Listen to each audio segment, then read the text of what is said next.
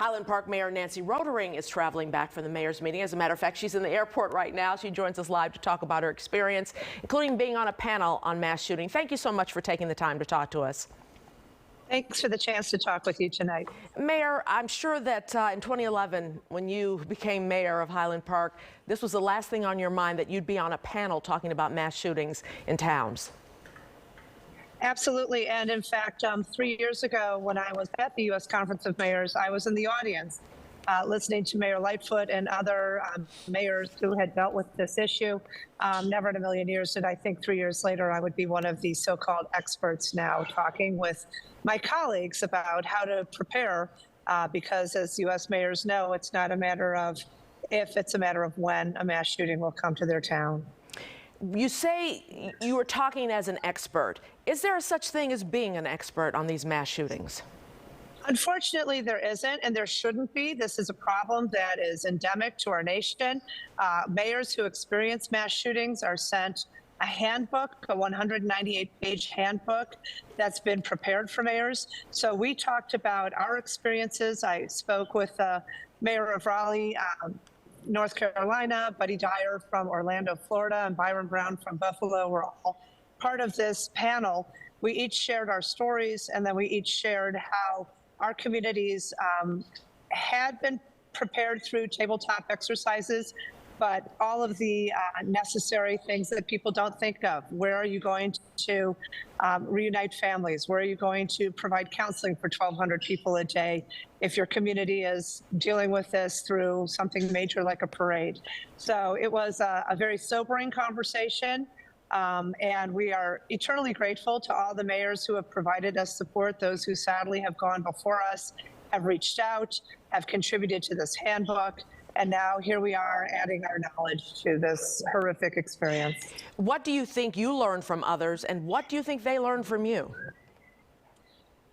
We all agreed that mental health is critical, both beforehand and obviously providing support to those who've been traumatized and victimized through this unnecessary and random violence.